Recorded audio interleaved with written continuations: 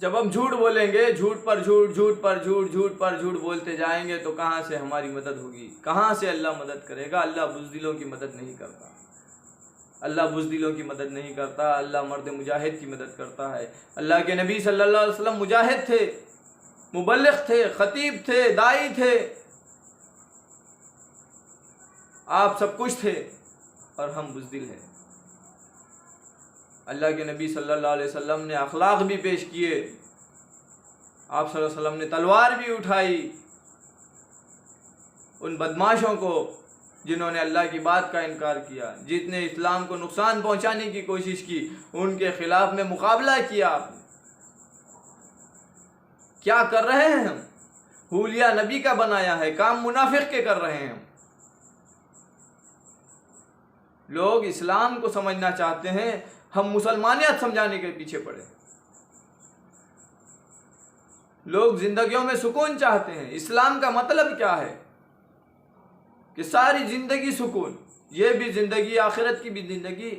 یہاں ہم کہتے ہیں کہ ہم دین کا حق کا کام کر رہے ہیں، اگر ہم حق کام پر ہوتے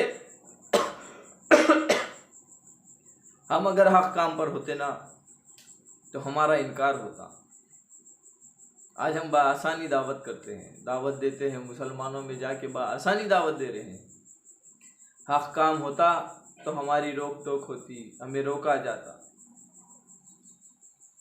خدا یا سدھرنے کی ضرورت ہے، اللہ کے لیے سدھرنے کی ضرورت ہے، جاگنے کی ضرورت ہے۔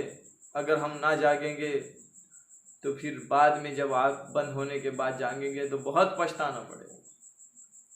خدایا ہمیں علماء سے رابطہ کرنا چاہیے، خدارا ہمیں قرآن کو پکڑنا چاہیے، خدارا ہمیں حدیثوں کو صحیح طریقے سے سمجھ کر صحیح طریقے سے لوگوں کے سامنے پیش کرنی چاہیے، اللہ کے لیے سدھرنا چاہیے، ورنہ ہمیں اللہ نہیں چھوڑے گا۔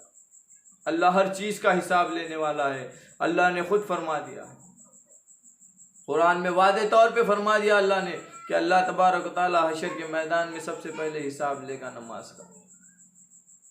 اور ہم کہتے ہیں تو نماز چھوڑ، تو اللہ کے احکام توڑ، تو گالی دے، صرف مشورے میں آ کے بیٹھ جا، بس بہت بڑا کام کر لیا تو مشورے میں بیٹھ جا، تعلیم میں بیٹھ جا، مسلمانوں میں گشت کر لے، تو نے بہت بڑا کام کر لیا۔ اب تو چاہے نماز چھوڑ، اللہ کی نافرمانی کر،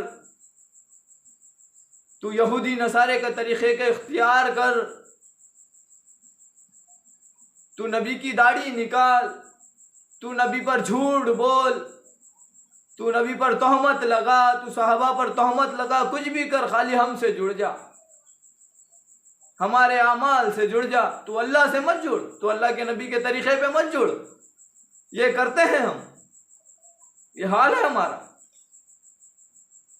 مسجد کے ممبر سے جھوٹ بولا جاتا ہے کہ ہم گشت کر رہے ہیں، ابراہیم کا گشت کر رہے ہیں۔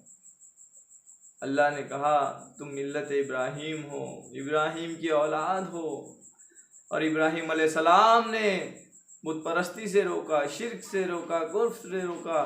حضرت آدم علیہ السلام سے لے کر آپ صلی اللہ علیہ وسلم تک جتنے بھی نبی اس دنیا کے اندر آئے، انہوں نے اللہ سے جوڑا لوگوں کو، اللہ کی دعوت دی، لا الہ الا اللہ محمد رسول اللہ، کلمہ پڑھ لو کامیاب ہو جاؤ گے۔ اللہ کے نبی صلی اللہ علیہ وسلم کو تکلیف دی گئی کلمے کی دعوت کے لیے، آپ کو مارنے کی سازش کی گئی کلمے کی دعوت کے لیے، آپ کے جسم مبارک پر اونٹ کی وچڑی ڈالی گئی کلمے کی دعوت کے لیے، اور ہم نے اسی کو چھوڑ دیا۔ ہم مسلمان میں محنت کر کے کہتے ہیں کہ نبیوں والا کام ہے، چھوٹ۔ اللہ ہماری حفاظت کرے، اللہ ہمیں صحیح کام پر لا لے، ہمیں صحیح نہج پر لا لے، کار نبوت پر لا لے۔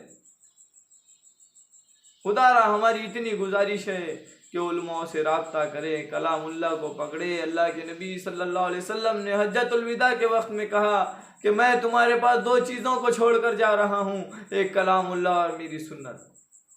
اور تمام انبیاء علیہ السلام کی سنت سب سے بڑی سنت ہے کلمے کی دعوت، لا الہ الا اللہ محمد رسول اللہ کی دعوت۔ ہم نے اسی کو چھوڑ دیا۔ ہمارے معاشرے کا حال، کوئی دعوت پر جم گیا، کوئی کہتا ہے نہیں دعوت نہیں دینی ہے، قتل کرنا ہے۔ یہ غلط بات ہے۔ کیا ہم نے مکہ مکرمہ کی 13 سال گزار دیے؟ کہا ہم نے نبی پاک صلی اللہ علیہ وسلم نے جتنی تکلیفیں ان 13 سال میں اٹھائی ہم نے اٹھائی؟ کیا ہمیں دین کے لیے جھنجھوڑا گیا؟ کیا ہمیں دین کے لیے کاٹا گیا یا ہمیں دین کے لیے مارا گیا؟ کچھ بھی نہیں۔ جب تک ہم وہ 13 سال والی زندگی نہیں گزاریں گے اس کے بعد ہم مدینہ منورہ والی زندگی گزاریں گے۔ قرآن ترتیب سے اترا، قرآن کے احکامات حالات کے حساب سے اترے، ہمیں بھی حالات کے حساب سے چلنا چاہیے۔ آج دنیا میں جو حالات ہے اسی حالات کے حساب سے ہمارے مسجدوں میں بات ہونی چاہیے، اسی حالات کے حساب سے ہمیں قرآن پیش کرنا چاہیے۔ آج دنیا میں جو حالات ہے اس کے بارے میں ہمیں قرآن سے معلوم کرنا چاہیے، آپ صلی اللہ علیہ وسلم کی سیرت سے معلوم کرنا چاہیے، حدیثوں میں اس کے راستے ڈھونڈنے چاہیے اور اس کے بعد اس طریقے سے کام کرنا چاہیے۔ آج لاک ڈاؤن ہے۔ لاک ڈاؤن کیا ہے؟ یہ لاک ڈاؤن، یہ لاک ڈاؤن وہ لاک ڈاؤن ہے جو ہمارے حبیب صلی اللہ علیہ وسلم پر 3 سال کا لاک ڈاؤن لگا تھا۔ یہ وہ لاک ڈاؤن ہے جو حالات آپ صلی اللہ علیہ وسلم پر آئے ساری دنیا پر وہی حالات آئیں گے۔ ملک شام کے حالات خراب ہے، اللہ کے نبی صلی اللہ علیہ وسلم کی پیشن گوئیاں ہیں کہ ملک شام اگر محفوظ نہیں ہے تو دنیا کا کوئی حصہ محفوظ نہیں رہے گا۔ اس کو حاصل کرنے کے لیے، یہودیوں سے لڑنے کے لیے ہم کوئی تیاری نہیں کرتے، ہم بزدل ہو چکے ہیں۔ ہم کہتے ہیں اللہ کرنے والا ہے، اللہ نے ہمیں کام دیا، ہمیں ذمہ داری دی، ذمہ داری کو چھوڑ دیے، ہم بزدل بن کر رہ گئے۔ بزدل کی مدد نہیں کرتا اللہ، اللہ مدد کرتا ہے مرد مجاہد کی، اللہ مدد کرتا ہے دائی کی۔ بولنا سیکھو، اللہ کے لیے بولنا سیکھو۔ حکومت کے لیے بولتے ہیں ہم، لیڈروں کے لیے بولتے ہیں ہم، ہمارے بڑوں کی باتیں بولتے ہیں، ہمیں اللہ کی بات بولنے کی ضرورت ہے کہ ہمیں اللہ نے کیا حکم دیا، اللہ کے نبی صلی اللہ علیہ وسلم نے کیا کیا۔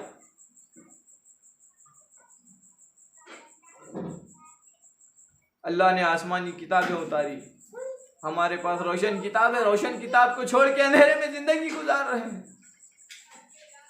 ہمارے پاس روشن کتاب ہے جو روشنی بتانے والی ہے، راستہ بتانے والی ہے، رہنمائی کرنے والی ہے۔ ہم رہنما ڈھونڈتے پھر رہے ہیں۔